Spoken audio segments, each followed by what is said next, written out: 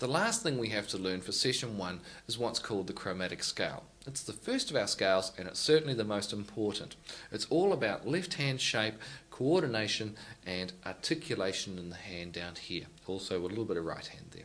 So let's look at the left hand first. What I want you to do is take your first finger and put it onto the first fret of the first string. Then take your second finger and place it onto the second fret of the first string. Then take your third finger, place it onto the third fret of the first string, and your fourth finger and place it onto the fourth fret of the first string. So you end up with your fingers like that.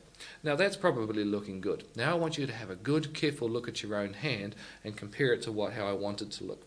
We need to get the fingers so they all have a nice curve to them. None of this sort of thing where one finger is straight like that. The fingers have to have a nice curve. The knuckles also down here should be approximately the same distance away each from the edge of the neck there. So we want a nice curve and the same distance with the knuckles. The last thing to watch for is that you're using the tips of the fingers, not the flats of the fingers like that. We have to be using the tips, which is where it all comes from. Now if you can get that looking good, that's really good. Now what we'll do is we'll take the fingers off and we're going to actually play the scale. So we take our pick, holding it properly like we've been shown, and we pluck the first string note open. Then we put our first finger down and pluck the next note.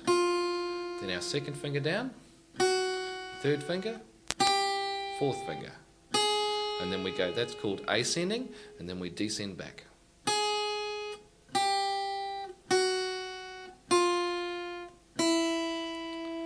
Try that again and have a good look at your left hand and make sure that the shape we talked about a moment ago is retained right the way through the scale.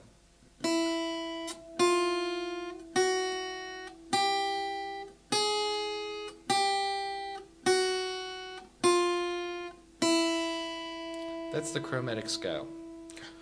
Again, hand shape is all important. Speed is not the issue here. Many people think that when you play scales, you're meant to play them fast. No, we're meant to play this one slow and very correctly, and with proper shape of the hand and coordination.